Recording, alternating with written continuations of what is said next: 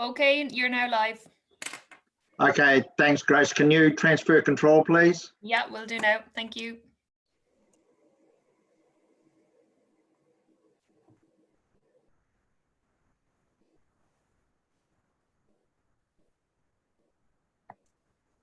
Okay, you're ready to go.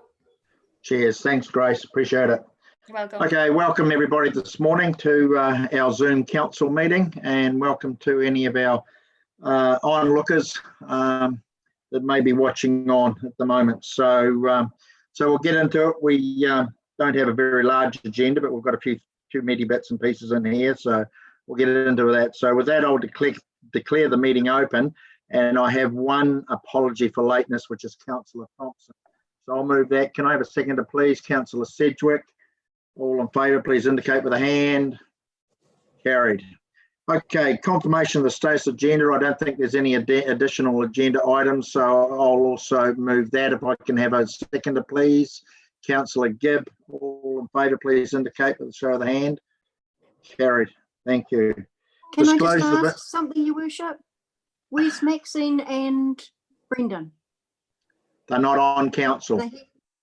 Oh, okay. Sorry, just checking. Sorry. Yes. Wait, bye-bye. Thank you, Councillor. Disclosures of interest. Yes, Councillor Gibb. Is item 6.2 in this agenda, and public excluded item 3.1 regarding. Yeah, thank you. Same for you, Councillor Sedgwick.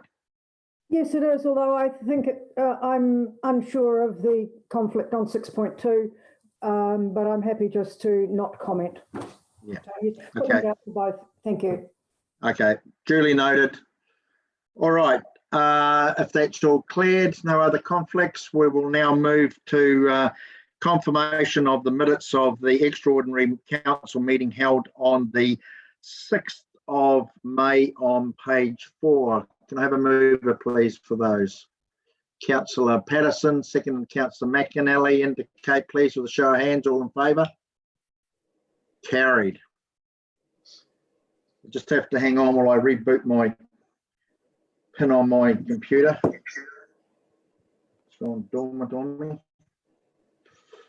Rightio, we now move to first of our reports, which is the action register open number on page 16. Who's dealing with this? Tony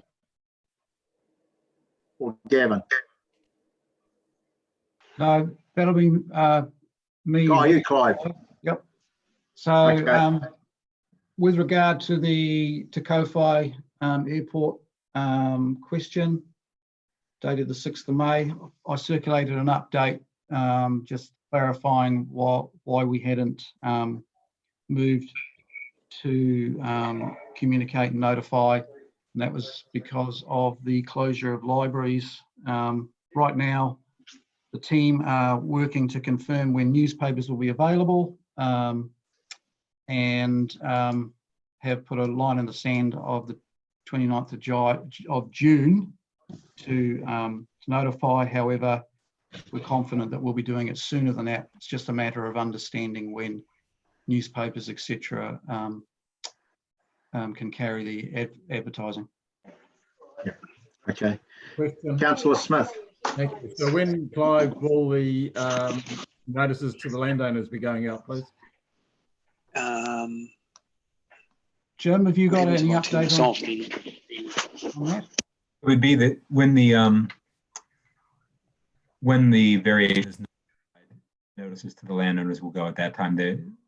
That's what the notification is. That'll coincide with whenever the notice is put in the papers and when it's the materials made available at the libraries and service centers, etc.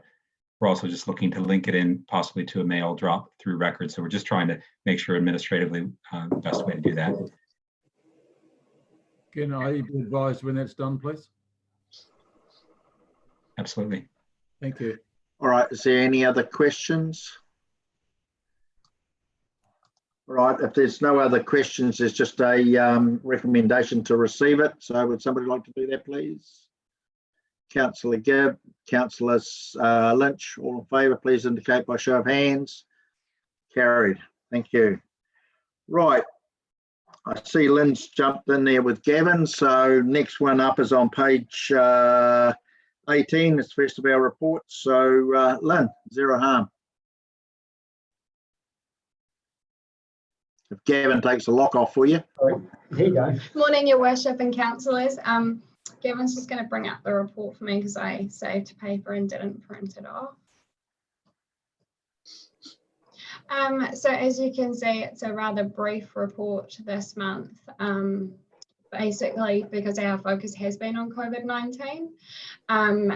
So just to let you know, I was in the EOC for about 4 weeks. In the role of safety, which is a new role for the SIMS structure, and then have since transitioned over to recovery. So I'll take the report as read and obviously just ask if there's any questions that anyone has in regard to the activity over the last month. Any questions for Lynn? Oh, yeah. Councillor Gibb. Right, if I see that. Then Councillor Eyre. The people again. Sorry, Kevin. So I emailed Lynn, so she was prepared for my question.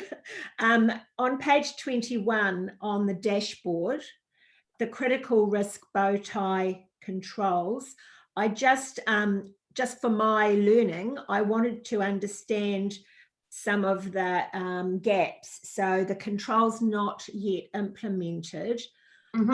So for example, I asked Lynn if she could give us an example, say workplace violence. Yep. What would be an example of some control that's not been implemented yet?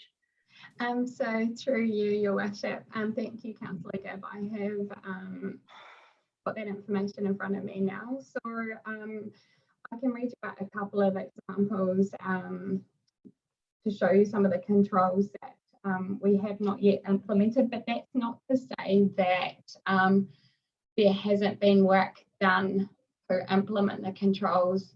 We're just trying to be really disciplined and methodical. So a classic example is there's a control that says that we will undertake an organisational risk assessment to determine where the risk of workplace violence exists in relation to our facilities and work groups. So we've all but done that. We had 2 security risk assessments outstanding. One was for the Raglan camp and one was for the Hakanoa camp. So I can't yet turn that control green because we still haven't done the security risk assessment at the Hakanoa camp. Another example is change management. So what I mean by change management is that we have a documented procedure in place to clearly articulate and inform people when we make any additions or modifications to the workplace, our equipment or procedures, and we consider the risk of workplace violence. So we haven't documented a change management procedure yet, so that control's not in place. Another example of a control not yet in place that is being worked on is a policy statement or similar is in place detailing the organisation's commitment to zero tolerance of workplace violence. So that control is currently being worked on by Reese and Sue Gorman. Another control that's not yet in place is there's effective processes in place to inform workers and others of management's commitment to a zero tolerance of workplace violence. So they're just a few examples of the controls that aren't yet in place. So Lynn, thank you. Through you, Mayor Allen. So the same sort of examples, because you're working on them, are for the other controls along the graph. So even though hazardous substances, you've got 21 in place and 22 not in place, you're working on them. So we don't have to be concerned that they're not getting attention. No, so through you, Your Worship, all of the controls have actions assigned in B, where the lead time, depending on the control, will vary depending on how complex it is to implement the control. So one control might be applied to like 8 different sites or 8 different work groups, for example. So we've got varying degrees of compliance.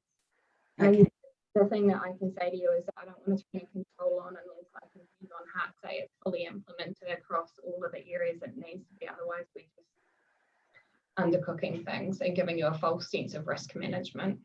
All right, thank you, Lynn. Thank you, Lynn. Councillor Church. Thank you, Your Worship. Yeah, thank you for that report. It's really good. I just note on page 19, just like to congratulate, because it says that the customer delivery recorded 81 safety conversations in April. This is a record for them. So congratulations to them. I think that's a really positive, especially, you know, if you, as I understand from what you're saying, or not quite saying fully, is that it's about our culture around safety and about our proactiveness. So I think that should be really, I'm giving them a gold star, okay? I think that's really good. And just following a little bit from Councillor Gibb, but on page 21, I was interested in the timing, but I think we can take that offline as the timing of those, the work that's been done in the critical bow ties. But really coming above that is a safety engagement conversation. So going on from the safety, the customer service team, really, like you're looking at that we've got quite inconsistencies of engagement conversations by department over that time. And I guess my limited understanding of what you do is they should be quite consistent by department over time, maybe. And like I look at, say, July, where there's some really high ones and some really low, and then April for the same department. It's one says 80 or 90 engagements and one says 34 for one department. To me, that feels a bit inconsistent, or that we haven't actually locked in our processes, or how important that we highlight having these safety engagement. So just like a bit more information understanding around that, one. And also, if we need to be more consistent, what do we do to help progress that boat? So through you, Your Worship, you are correct, Councillor Church. There has been a massive improvement by customer delivery this month, and that's why I wanted to acknowledge it in this report. But you are correct in saying that there is a lot of variability month on month. I mean, I'd have to commend the Office of the CE, because when you look at the number of conversations undertaken in some months, that's like 2 or 3 people undertaking a huge amount of conversations and recording them. So what I compared to, say, some other larger departments like the Chief Operating Group. So what I need to do to tidy this whole area up is a benchmark was set before I came into the organisation, from my understanding, of 2 conversations per people leader per month. And hopefully the Chief Executive can correct me if I'm wrong. And so what I should be able to calculate based on the org chart is how many we should be expecting to see per group. And then we can start measuring against a benchmark. We haven't done that yet. And then what we need to do is, where those groups aren't performing in relation to that target, is understanding what's stopping them from doing it, whether it's lack of technology or access, or they just don't have the right habits in terms of recording. Because I think that's one of the things that we have been dealing with in the past, is people having conversations but they forget to record them. Right. Yeah, and so that's part of that. As any people leaders, it's about their KPIs, about their key performance indicators of that, as a priority, right? Yeah. Yeah. Thank you. Thank you. Any other questions for Lynn? Councillor Sedgwick. Thank you, Lynn. I'm looking at page 21, and I would like just a little bit of clarity for my understanding, please. On the near miss events, I see from December, we suddenly have started to get some of them classified as severity, and as in serious near misses. How do you categorise that? What is the barrier, or what's the threshold that takes you into a serious near miss? So through you, Your Worship, the categorisation of a near miss. So remember, a near miss is an event that had the actual or potential to cause harm but didn't. So then we break it into 2 ratings. So a minor near miss or a serious near miss. A serious near miss is an event that had the potential to cause death or serious harm, versus a near miss that had the potential to cause a lost time medical treatment, restricted work or first aid injury. So is there a reason that they've suddenly come up, where they've suddenly appeared since December? So just so off the top of my head, because I don't have the data in front of me, I do believe that they are all related to contractors. However, I do remember one of the ones in March from memory was one of our staff members driving towards Huntley, and the vehicle in front of them lost control and spun out and spun off the road and hit a light pole that then came down on the road in front of our vehicle. So it didn't hit our vehicle. It either came down on the road in front of our vehicle or just after our vehicle. I can't remember, but that's the type of things that we're getting Thanks, Lynn, that's really clear. Thank you. recorded as serious near misses. Thanks, Lynn. Anyone else? Okay, I'll move to the recommendation on page 18 to receive it. Neighbour mover, Councillor Church, Councillor Lynch. All in favour, please indicate with show of hands. Carried, thank you. Rightio, now we're on to the Creative Communities Assessment Committee. Leanne, are you presenting this? Yep. Good morning, everybody, councillors and your worship. Today we've got the Creative Communities changed the terms of reference and delegations. And in front of you today is the Creative Communities Assessment terms of reference as an attachment and a report. And we're looking forward today for your approval to change the one that was created as part of the elections process through the triennial. So I'll just point out a few things. The membership comprises of 2 iwi, 1 Raglan Arts Council, and those 3 positions are appointed by iwi and Raglan Arts Council. 4 community representatives. We have 2 vacancies there and 2 councillors. And we have the appointed iwi, one that Waikato Tainui is appointing as we speak. And hopefully, I've spoken with Marae Tukiri about that. And the 2 vacancies for the community representatives that will go to a meeting on the 11th of June in front, if this is approved today, it will go in front of the assessment committee for approval for those 2 vacancies, and we have received 6 expressions of interest for those across our district, from areas like Pokeno, Gordington, Te Kōwhai, quite good applications. And then we have 2 meetings per round for that assessment committee. They can have a third if they wish, and the representatives must represent the entire district. Yep, so I'll take the report as being read and ask if there's any questions. There's only one thing, Leanne. I've actually jumped across an agendaed item, but I'll deal with yours now and come back to that other one. That's good. I just realised that I'm trying to use a bit of technology that's not mine to one side, because mine broke down yesterday, so I get a little bit lost occasionally. So we'll deal with this now anyway. So has anybody got anything they want to raise with Leanne on this Creative Communities? Yes, Councillor. Yep. Councillor Church. Thank you, through your worship. So just, yeah, it's all good work, and it seems to be fine in terms of what's been presented in the report. If it's by triennium though, it seems that the vacancies are we're quite a long way into the triennium.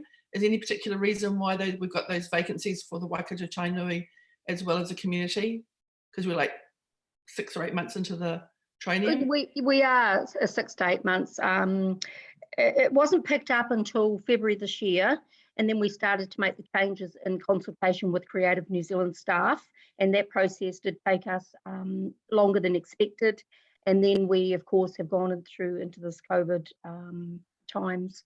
So those are the 3 issues that we were presented with this. Normally, we would never take this long. We wouldn't wish to at all. Yep. Okay, so yeah, I guess it's that calendar going forward. Yeah, thank you. Yeah, going forward, we won't be. Thank Yeah. you. Thank you. All right, Councillor Willerton.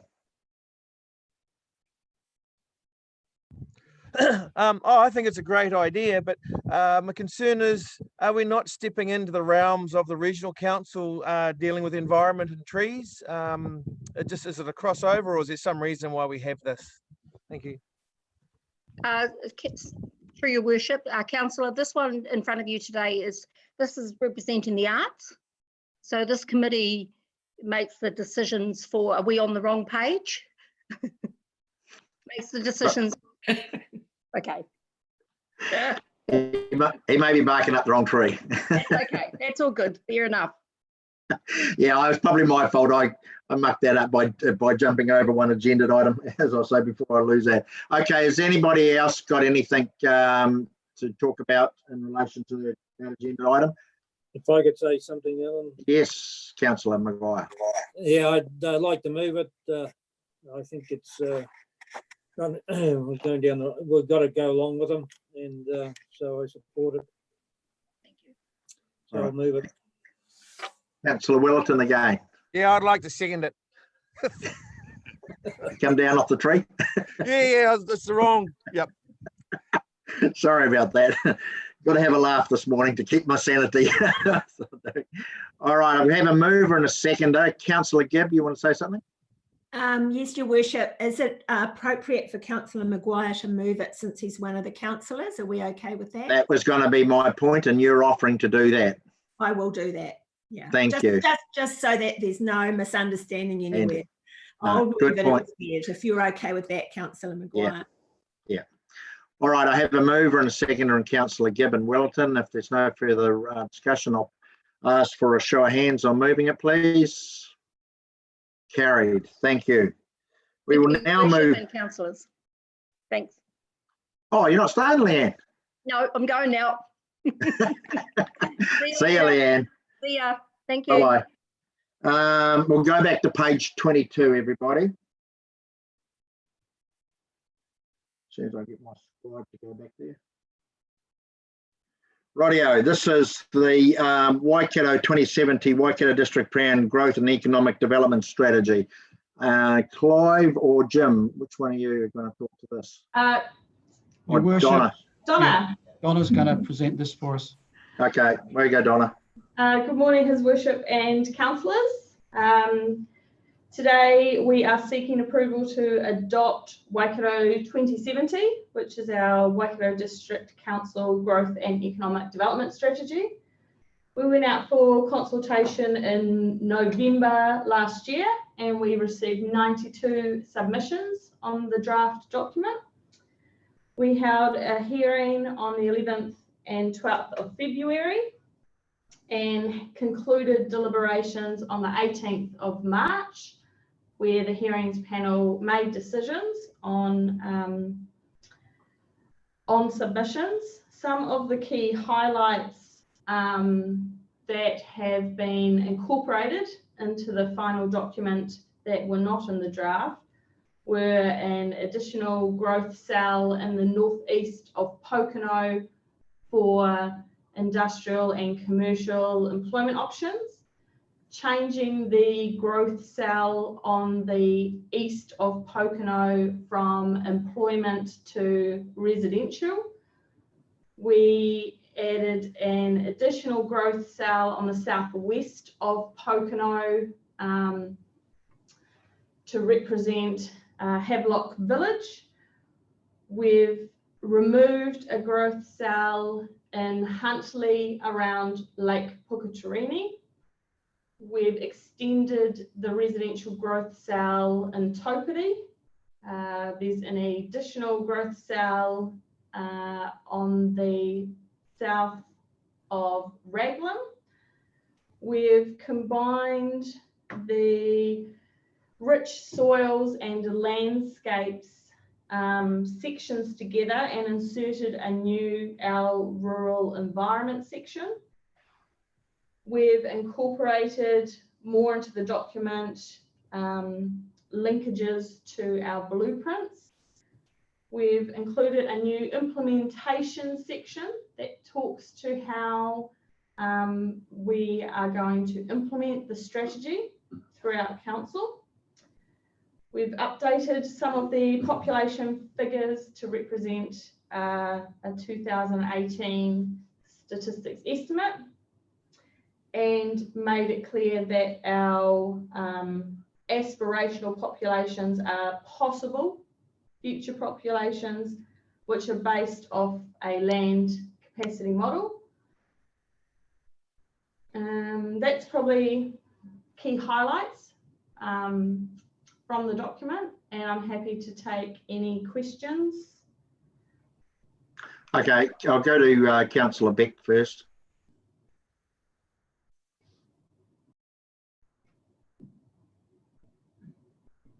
Sorry, just trying to get the unmute to work. Yeah, thanks very much. And thank you, Donna, to yourself and the team that you've led through this. I know there's been a large number of staff involved with this, with yourself and Mark, I guess, taking the lead. So I just want to acknowledge that. This is a huge piece of work. It's got a 50-year view, which is, you know, it's great when we actually take the time to thoughtfully raise our eyes towards the horizon and try and see what's coming. And I think Mary Ellen, right from actually the start of the last triennium, rather than the current one, you talked about the importance of trying to get ahead of growth. At that point, we were desperately running behind it, trying to catch up. So this document represents another, I think, important step towards actually trying to thoughtfully direct growth in our district. So I'm really pleased to see this come to us. When the time is appropriate, Marilyn, I'd like to move it. I would also say that of the points you've touched on, Donna, seeing the blueprint now popping up in different places, that gives it weight, because it doesn't have weight or standing in its own right. It's really great. So thank you for incorporating that. And I think also the acknowledgement of our rural environment is important. And I know Councillors Woollerton and Eyre have been particularly keen on this point. There is a future discussion yet to come about the other end of the scale.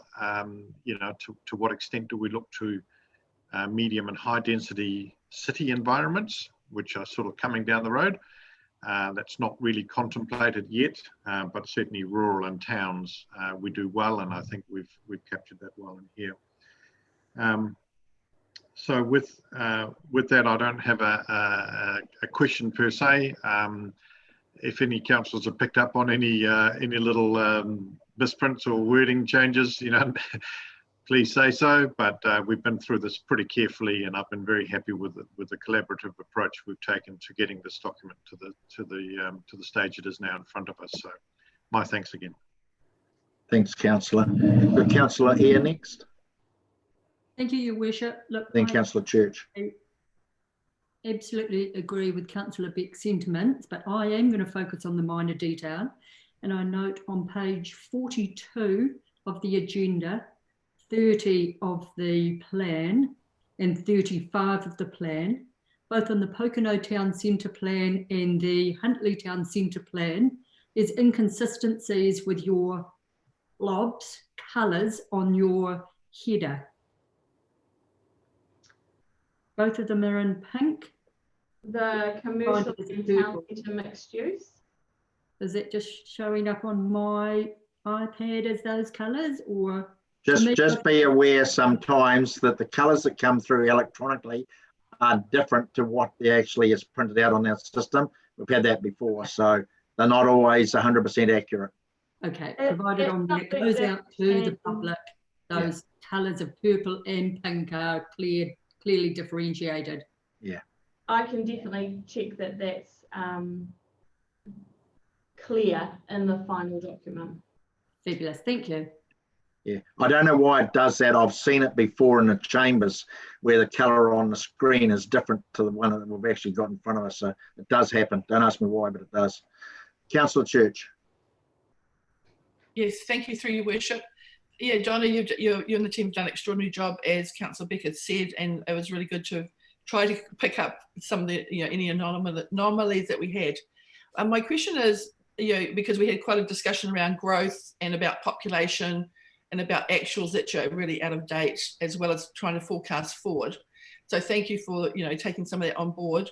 But my question is, you've taken it from 2018, yet I feel that we've got from 2019, we've got actual numbers of electors from the elections by some areas particularly, and I know in the north as an example. So why didn't we extrapolate out perhaps those figures for 2019 rather than 2018? I think the reason we've gone with the Statistics New Zealand estimates, and which they release an estimate every year, is that incorporates the whole of the population and also makes the adjustment for those residents not counted. So they're quite different to the electoral projection numbers. Of course, there's an endemic weakness of the growth strategy, particularly when the whole of the district is in the growth phase, and we recognise that we're continually then undercooking those populations. So, we've had those discussions. I'd just like to temper this really good document with, how we project forward without, that good data coming to us. Thank you. Right, thanks, Councillor. Councillor Smith. Thank you. Just on that previous point, I think we need to continue with Statistics New Zealand because that's consistent with the rest of the country.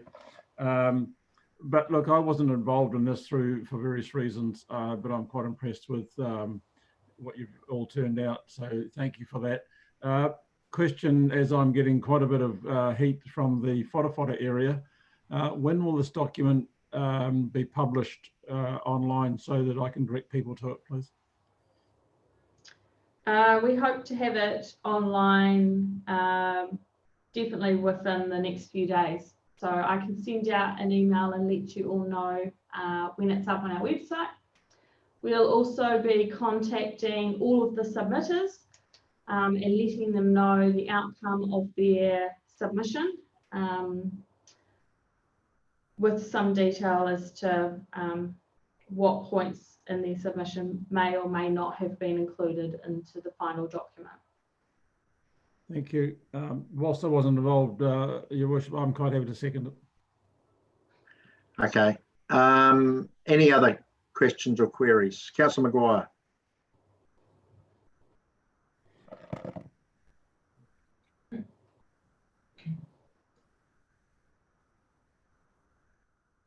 Now I'll take you off mute, Rob.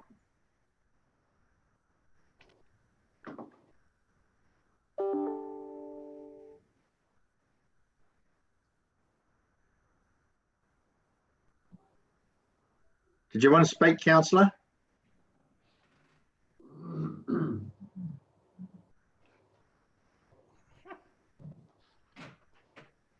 All right, while he's trying to figure out how, oh, here he is. I'm away. Yeah, well, I think you've done a great job, but it's a living document, and hopefully the south end of the district will be included one day in it. That's what I'm looking for. So while we've done a great job, it doesn't include parts that I'd like to see in it. But anyway, that's just hopefully it will include one day. All right, thank you. Welcome to Councillor Thompson. All right, is anyone at Councillor Church? Yeah, I'd just like to reiterate, I guess, because it's a living document, and I think we all, including those that added to these submissions, we should be proud of this document. But I think also going forward, to keep it current, that we have a lot of factual information, and I guess I'm underlining that population or growth thing. So we've got facts that come into us that we know. For example, we've got consent applications, and we've got planners and developers who come to us. And early on in these workshops we had, we'd extrapolated the north being, say, in Pokeno being 100 consents a year when it's actually 200.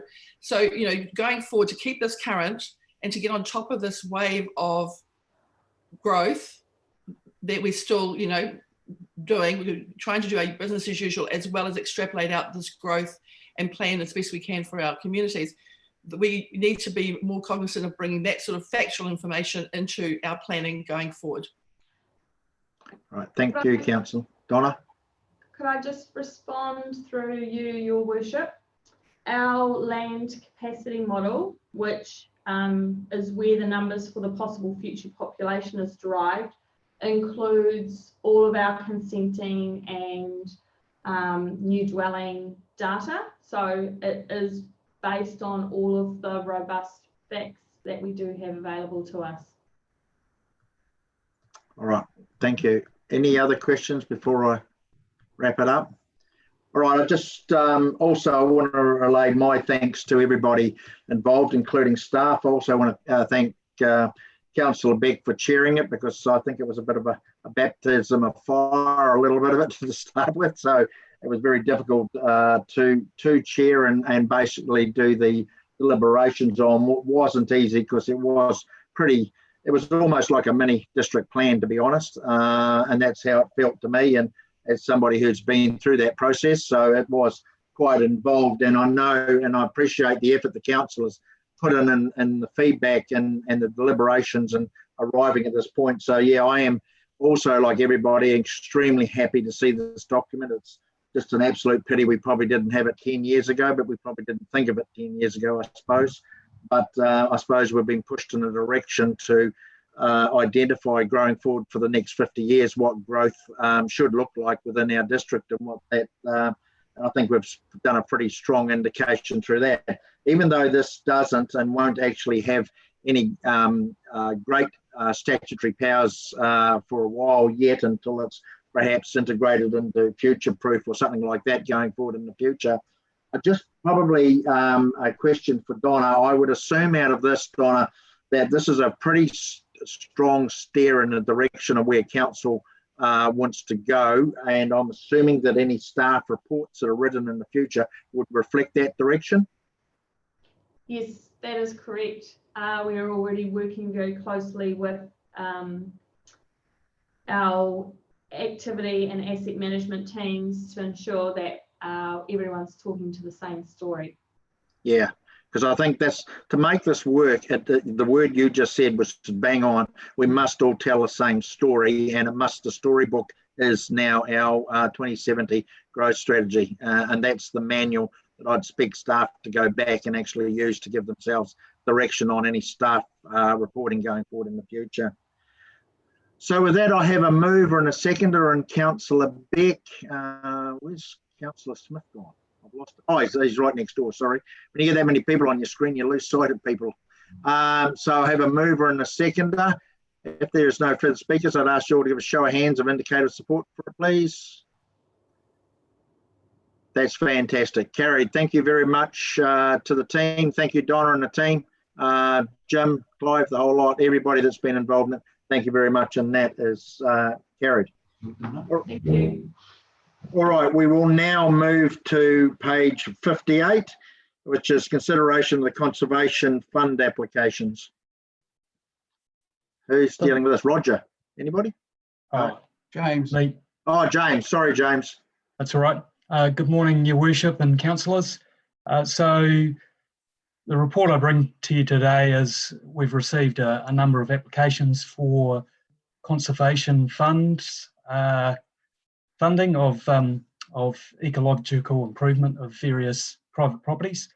And yeah, it's pretty much all laid out. So there's 6 applications.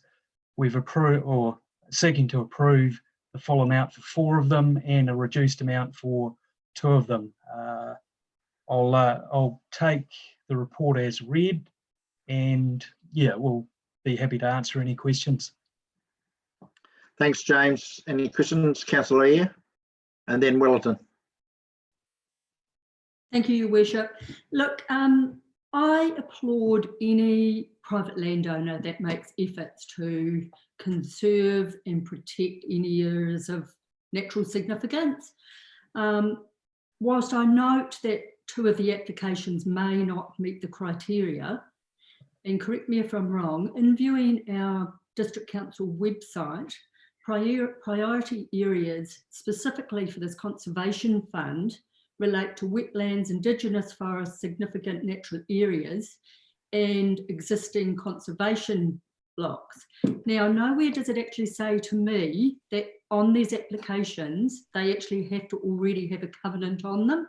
I don't believe we ought be disregarding the application simply because the process to have the QE2 application is still in the throngs of being accepted. I am more than happy to have these applications to be approved in full payment, and I move option 1. Thank you. I'm not taking any movers, councillor, until I actually understand the debate here. Councillor Willerton. Yeah, this was to my earlier point on the wrong thing. Although I think it's a great idea to be giving money, and I see there's money's coming out of the LTP. I just feel that we're stepping on the toes of the regional council, and I'm just wondering why we're asking for money from our ratepayers for something that I would have thought was a regional issue. But I'm happy to be swayed. So yeah, why is that the case that we're doing this rather than the regional doing this? Is the question. Look, I'll have to ask somebody. James, can you answer this? It's around where the funding comes from, James. So the funding comes from rates, and it's a dedicated fund for improving the ecological areas of private properties.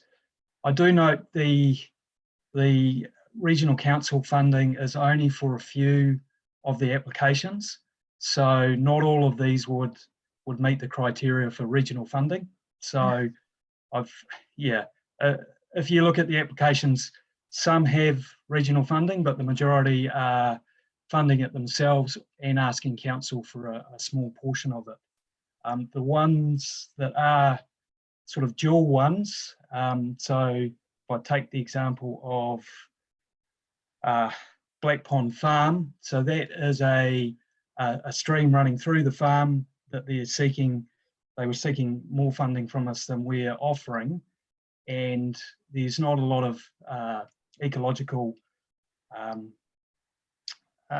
area in that, but what the farm is doing along with the neighbours is improving that whole watercourse. So that was kind of the criteria to give them a little bit rather than the full amount. And yes, they are receiving some regional funding for that as well. But yeah, I'm open to reducing or increasing the amounts. The one councillor Eyre talked about, so the 7,000 that was applied for, our criteria is 5,000 if they've got a covenant in place. They are seeking a QE2, and my thinking around that was they could come back to us for that extra 2,000 in the future once they've got that covenant. But once again, open to discussion on that. Okay, so before I go to Councillor Sedgwick, can I just say that an application form and a policy are two different things. So what James is talking about is our policy that actually disperses this funding and the requirements within it, which are not necessarily written on the application, as Councillor Eyre has indicated to.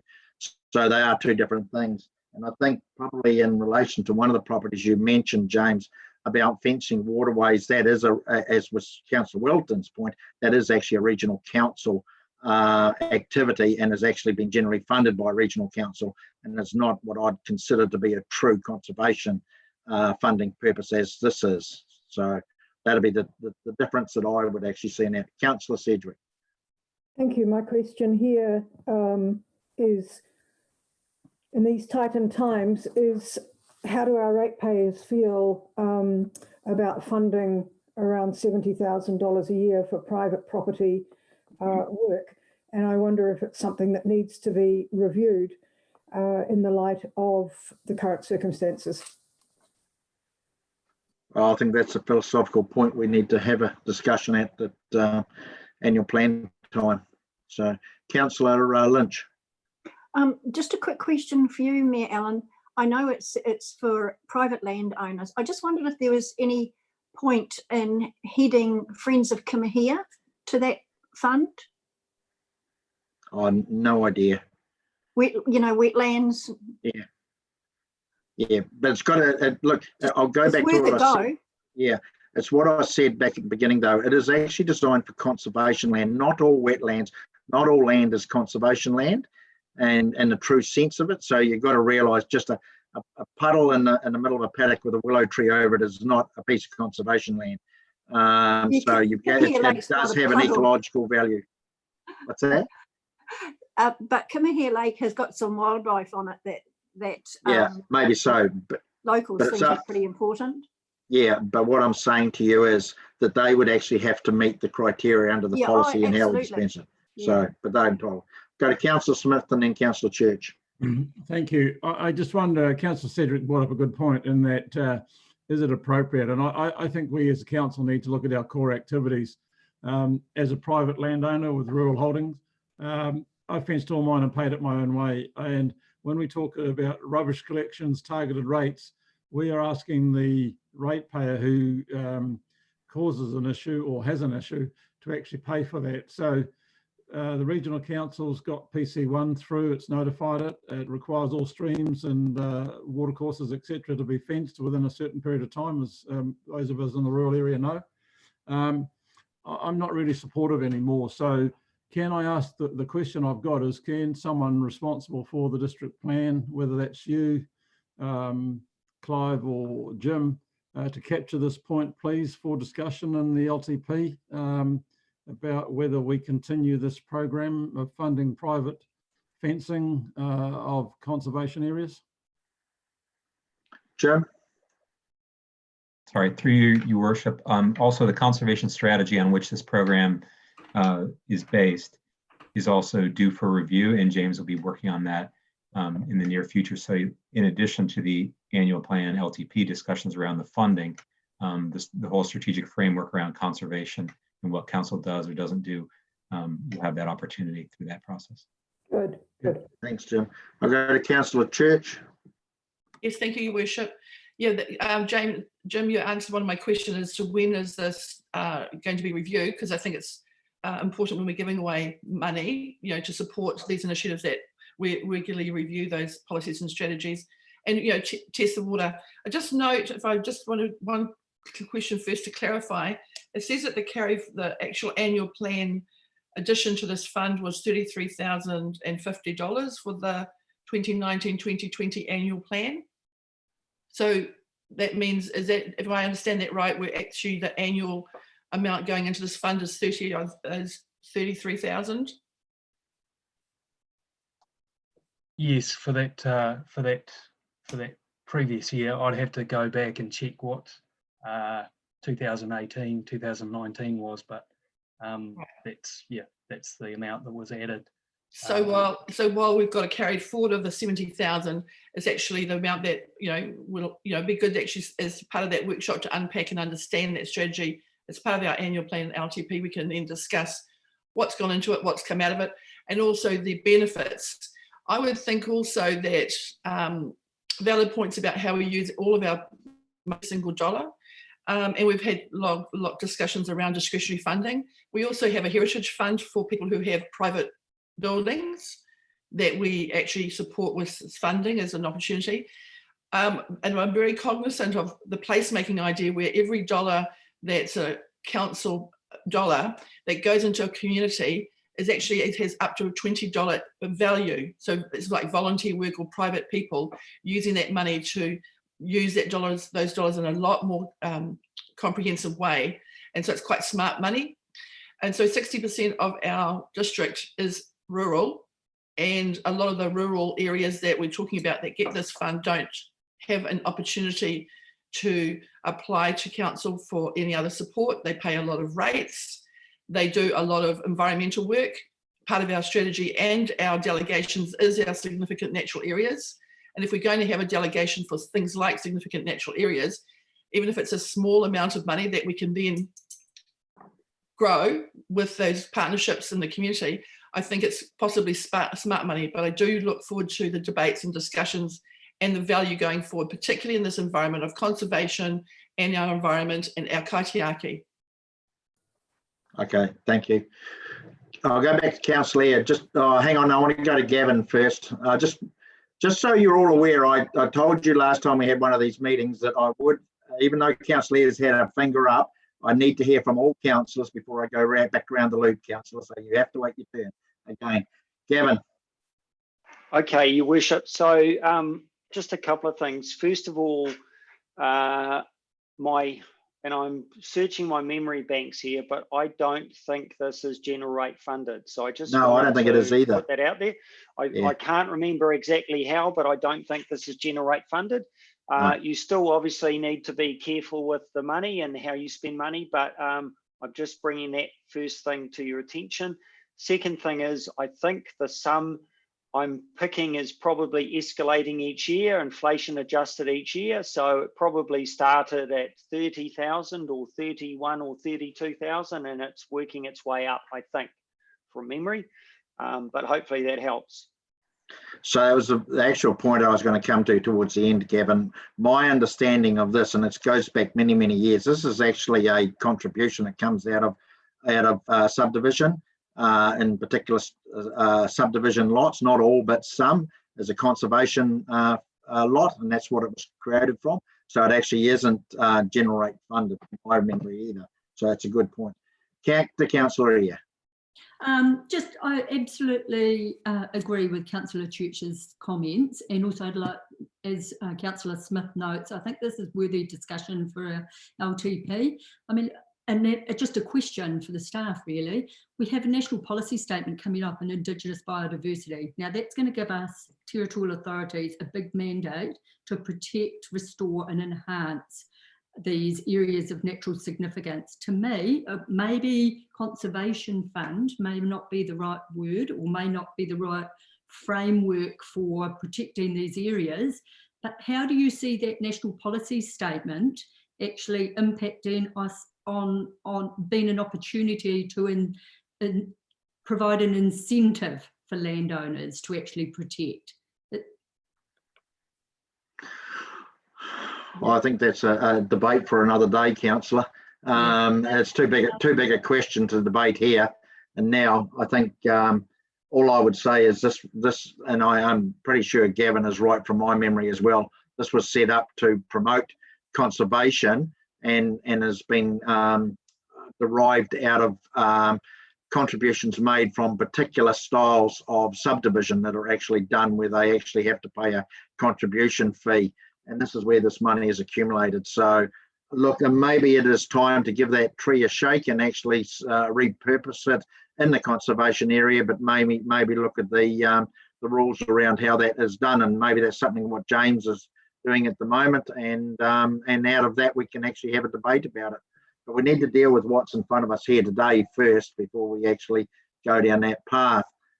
So look, I've always supported conservation as well, but I see down here there is on page 60 there's 3 options, and then the recommendation is basically, what's that? Does it go to a particular option, James? I'm trying to do this on a tiny screen at the moment. Oh, right. So the option is to fund all of them. Yeah, I all get the that. amounts requested. Yeah. Or so option 1, I've agreed to fund 4 of them for the full amount that they've asked because they meet all of the criteria. 2 of them I've reduced the funding because they don't meet all of the criteria, but they do have merit. And I kind of mentioned both of those. So option 3 would be not to fund any of them. So So look, and I concur with that, and I'm quite happy with that. I don't have a problem with it. I think the fact is you're probably, as you say, the others have got merit, so you've actually given them. But if I read between the lines when I looked at this yesterday, it's they are in relation to fencing waterways are not in a true recognition of conservation use of the funds, but you've actually given some concession around that to actually make it work. So that comes to discretion effectively. So basically you've got a recommendation to that effect on it, and also realising that we actually do cover off everybody to applied through that. So can I have a mover or a seconder for Councillor Church. Anyone else? Councillor Eyre. Any further discussion? If not, please all show your hands indication of support. Just clarifying, Your Sorry, Worship, clarifying. which option? Yeah, is Which it, option? It's the recommendation as it is. I'm moving the recommendation as it is, which is not the full funding, but I Yeah. think because James has done a thorough, Yeah. analysis of it, right? And the fact that we may have the opportunity for those other ones that didn't get the full funding to come back. Yes. Sure. And that's, what I'm moving. so Yes, I'm looking at the recommendation. So you've supported it. Yep. Second, who was the seconder? Oh, Councillor Eyre. Okay, indication of hands, all in favour, please raise a hand. Opposed, carried. Thank you, everybody.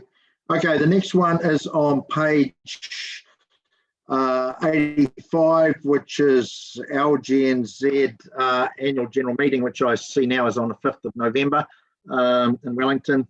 Any remits? Who's going to deal with this, Gavin or Tony? I'm happy to deal with it, Your Worship. It's there just for information. Yeah. It's just come through recently. I'm not aware of council wishing to put any remits forward, but maybe there's something that has come up. Yeah, well, look, I have been approached to support a remit from Hamilton, and I think I may have raised this with everybody before. So I'm assuming they still want to present that as a remit. They, as it said in the rules, they have to get 5 councils or the zone to actually support them. So I've agreed to support that, and as at this stage, provided my council supports that same view. So until they send that to us, we've actually got nothing really much to talk about but to receive it. Receive the report, I should say. Excuse me, everybody, while I find the, must be a, no, there's, oh, there it is down the bottom. Sorry, I couldn't find it. I hadn't marked it. Bottom of page 85 is a recommendation. So if any remits come up, we'll come back to full council to actually share those with you. Councillor Church. Yeah, Your Worship, just that was my question, is the clarity, because you brought up that there is a proposed remit from Hamilton City Council. So it's a question mark as to our understanding of it, or anyone who's watching this live stream. Do we want to discuss that? Well, I need to see a remit before I discuss it. So I haven't seen it yet. It was just raised with me. And I said, you'll have to send something through to me. And I don't really want to discuss something I don't know what it looks like yet. Cool, thank you. Yeah. Councillor Beck.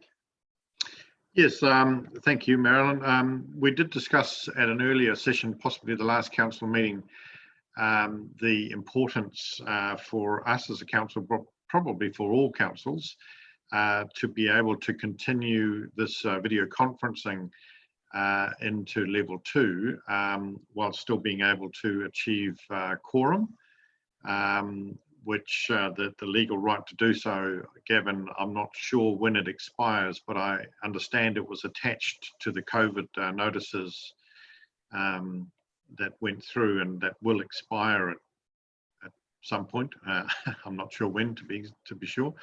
But you know, has there been any move by any other council at this stage that you're aware of to actually ask for that the quorum to be achieved via video conference rather than physical presence to be its own piece of legislation, or to survive the withdrawal of the COVID notices? If not, I suggest maybe we should be the mover of such a remit.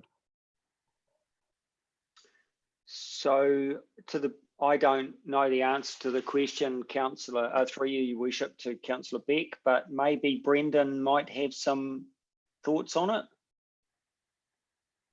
Thank you, Councillor Beck. I've not seen any email traffic or conversations on this of it intending to carry on past the epidemic notice at this stage.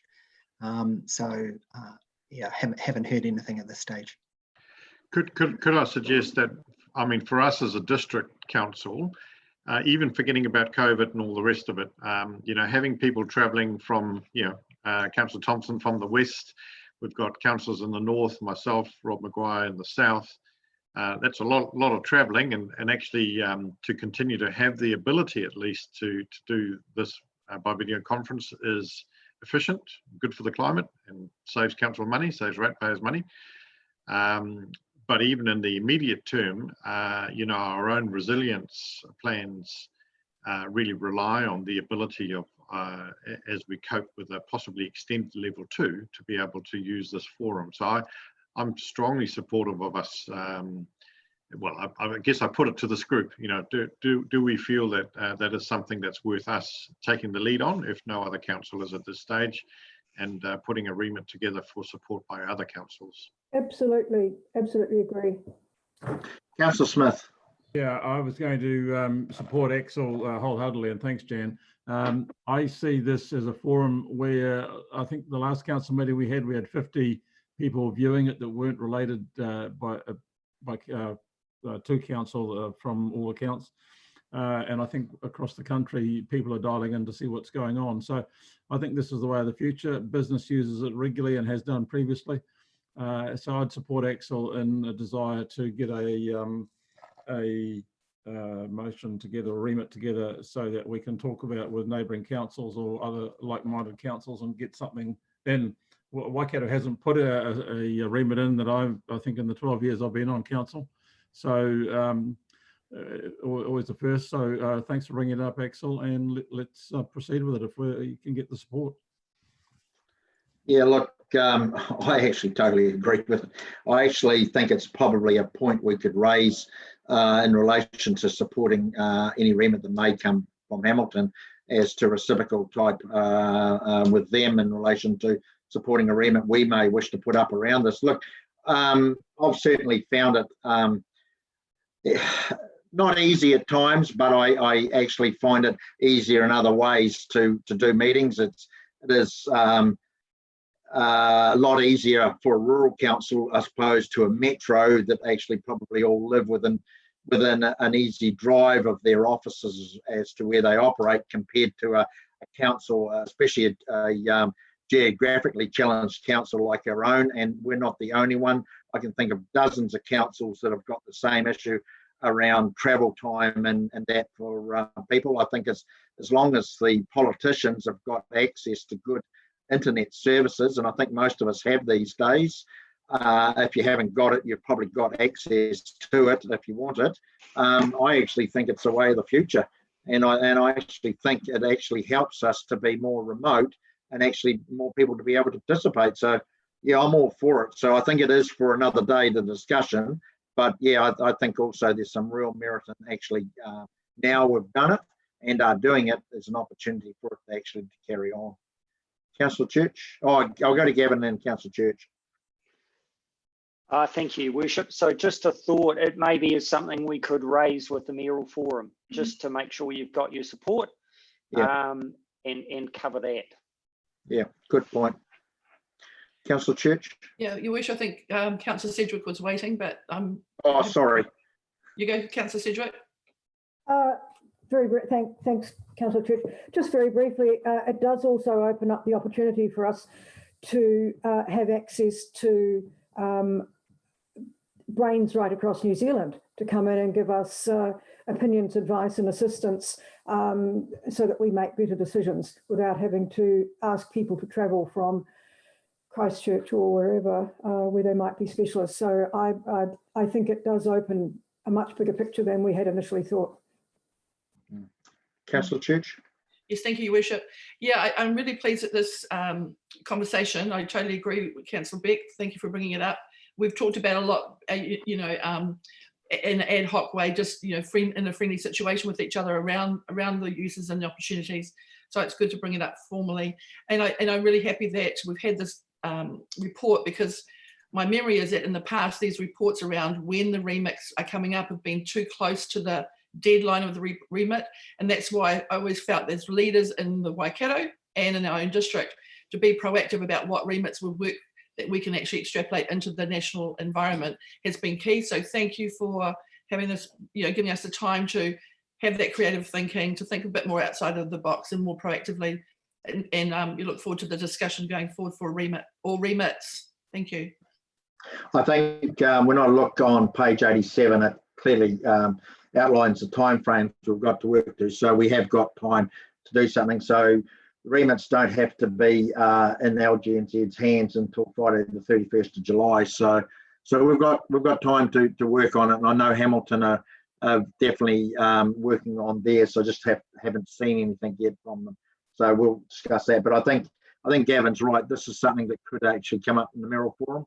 And I think most of the mayors have been operating in the same way that we're operating here. And I think we've probably all got a little bit used to it and actually find that it actually does work, where probably a few months ago we were apprehensive about it. So it can work if you get pushed into a corner and have to use it, it makes you use it. So, yeah. All right, if there's no further discussion, I've got a recommendation on the bottom of page 85 to receive this. So, Councillor Gibb, seconder please. Councillor Church, all in favour, please indicate. Carried. Thank you, everybody. Okay, we're down to page 90, which is the Electoral Office report. And Brendan, are you doing this? I'm happy to just take the report as read. It's really just provide as information. And apologies, it's probably slightly late given the elections were back last year. It was to be presented just as we went into lockdown, so that's the delay there. All right, has anybody got any points they want to raise on it? Councillor Sedgwick? Just a point in the summary and conclusions. I don't know if this, it says consider whether council introduces Maori wards for the 2019 and 25 triennial elections. I think 2019 may be a misprint. Yeah. Looks like a typo from, yeah. That's good too, Brendan. Councillor Beck. Yeah, just to point out the obvious. Hopefully I'm allowed to do that at least once per meeting. We've got our representation review about to kick off more seriously, and I think this is a useful reflection on the past, but really looking forward to seeing how we can, it's a bit tied to the previous conversation actually about more transparency and visibility by our ratepayers and the wider New Zealand by being on this platform, electronic platform. And I think we need to work off that to continue to engage so that our local election voting rates improve over and above the 30, whatever it was, percent, 30, was it 34%, Brendan? I think was the what we achieved in this past election, which is, it's not really good enough. You know, we should be aiming for something more like the national return rate for those central government elections. And I'm really looking forward to that review, Brendan. Let's see what we can do to build on what we've learned, but also how to capture a greater amount of interest from our residents and ratepayers to really get involved in this local government process. Thank you. Thank you. Is anyone else? Gavin. So just probably something I think which slides under the radar, Your Worship, is the fact that historically, in terms of your local authority elections for Waikato District, there is a percentage of councillors who are elected unopposed. That I think is having an impact on the return rate, because you have some wards who actually have already elected their local councillor. So then they have to make a decision whether they're going to vote for the mayoralty. And maybe there's community boards involved, but generally not, because they tend to be in the towns where there is historically competition for roles. So I think that may be a factor that comes into it. I think really longer term, the thing that will really lift up and generate some improvement will be online voting in some shape or form, or voting through your phone. And I know that may appeal to some people and not to others, but maybe a combination of that in conjunction with the existing system might be the way forward. But at this stage, there isn't any real signs of progress on that? Yeah, look, I would probably agree with you to a point, Gavin, but I look at it and along with electronic voting, and I don't think electronic voting is the panacea to doubling our vote across New Zealand and local government or central government. You will obviously get a uplift for a while, but then it will actually drop down again. But what it does do, I think, in relation to it is, and I look at it in my own situation with a 91-year-old mother who can't use well, she has got a cell phone, but it's not a smartphone because she can't use a smartphone. She doesn't use a computer. You have to realise that we've got a very aged population, and not everybody is computer or smartphone literate. And all of a sudden, you actually drop them off. So, and a lot of those people are your voters, believe it or not. They're the ones that do care because they have come through long and hard times. So they do. So I think it's a balancing act here, and I don't know. Maybe it's a combination of the two, and that may work. I don't know, but I just think moving to electronically, for me, it would suit me bang on, because some of the other stuff that I'm involved in, I do vote electronically, and some of the companies I have shares in, so I do that. So it works, but I don't know whether it's the panacea we all think it'll be. That's the only thing I would say. Councillor Church, did you have your hand up then, Councillor Smith? Yeah, thank you, Your Worship. So yeah, that's really good information, Gavin, because that was my question. Councillor Beck's, eloquently brought it up around, why are we so much lower than the average? So it really makes sense in terms of that's the numbers and statistics. And also following on to that, because the Waikato DHB also didn't have an election, I think that also exasperated, and also the Māori constituency too. So it would be interesting because I'm really linking that back to the work that we're doing around our significance and engagement policy, as to if this was such a big gap, then how does that segue into that work that we're going to do around our engagement strategy going forward? It's really important. So it'd be interesting to understand comparatively, even the DHB not being there, how did that affect the voting rates for sister councils, right?